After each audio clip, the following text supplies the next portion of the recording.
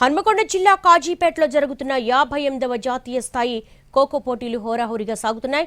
38 రాష్ట్రాల పురుషుల జట్లతో పాటు 37 రాష్ట్రాల మహిళా జట్లకు సంబంధించిన లీకమ్ నాకౌట్ పద్ధతిలో 4 గ్రౌండ్స్లో పోటీలు నిర్వహిస్తున్నారు. తెలంగాణ రాష్ట్రానికి సంబంధించిన పురుషులు, మహిళా జట్లు విజయాలు సాధించి ముందంజలో ఉన్నాయి. 5 రోజుల పాటు జరిగే పోటీల్లో 1500 మంది క్రీడాకారులు పాల్గొంటుండగా 500 మంది అఫీషియల్స్ క్రీడా పోటీల నిర్వహణలో భాగస్వాములయ్యారు. కాజీపేట రైల్వే స్టేడియంలో జరుగుతున్న జాతీయ స్థాయి ఖోఖో పోటీలను చూసేందుకు స్థానికులు పెద్ద ఎత్తున ఉత్సాహం చూపిస్తున్నారు. క్రీడాకారుల ఆట తీరును చూసి ప్రోత్సహిస్తున్నారు.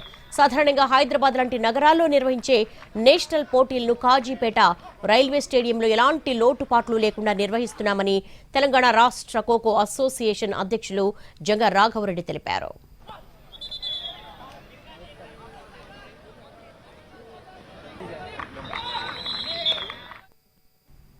యాభై 58వ జాతీయ స్థాయి ఖోఖో పోటీలపై మరిన్ని వివరాలు మా ప్రతినిధి అరుణ్ అందిస్తారు.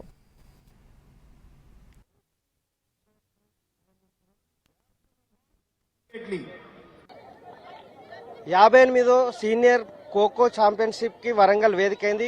కాజీపేట స్టేడియంలో అంగరంగ వైభవంగా ఉత్సాహవంతంగా ఖోఖో నేషనల్ ప్లేయర్స్ పోటీలు నిర్వహిస్తున్నటువంటి నేపథ్యంలో చూడొచ్చు. ఖోఖో ప్లేయర్స్ వాళ్ళ పర్ఫార్మెన్స్, వివిధ రాష్ట్రాల నుంచి వచ్చినటువంటి వాళ్ళందరూ కూడా వాళ్ళ పర్ఫార్మెన్స్ చూడడానికి పెద్ద ఎత్తున ఇక్కడికి స్థానికంగా ఉన్నటువంటి వాళ్ళందరూ కూడా స్పోర్ట్స్ లవర్లతో పాటు స్థానికంగా ఉన్నటువంటి జనాలు జాతీయ స్థాయి పోటీలు జరుగుతున్న నేపథ్యంలో వాళ్ళందరూ చూడడం కోసం ఇక్కడికి వస్తున్నారు. ఖోఖో ఫెడరేషన్ కి సంబంధించినటువంటి సభ్యులు జంగా రాఘవరెడ్డి మనతో ఉన్నారు. వాళ్ళతో మాట్లాడతారు. సార్ చెప్పండి, మీరు ఇక్కడ జాతీయ స్థాయి క్రీడా పోటీలు నిర్వహించడం అనేది కొంత వ్యయ ప్రయాసాలు కోర్చుకున్నటువంటి నేపథ్యం. వరంగల్లో జాతీయ స్థాయి పోటీలు జరుగుతున్నాయి, ఉత్సాహంగా జరుగుతున్నాయి. ఇంత ఎఫర్ట్ పెట్టడానికి గల కారణం ఏంటి? పోటీలు ఎలా జరుగుతున్నాయి? ముఖ్యంగా నేను కూడా స్పోర్ట్స్ మ్యాన్. ఇక్కడ జరగడానికి కారణం ఏంటంటే డ్రగ్ బాగా పెరుగుతూ ఉన్నది. అదే కాకుండా కొంచెం యువతరం కూడా వాట్సాప్, ఫేస్బుక్లకు బాగా అలవాటు పడుతున్నాడు. దానిలో మార్పు తీసుకురావాలి. అదేవిధంగా మేము కూడా నేషనల్ ఇంతవరకు తెలంగాణలో జరగలేదు.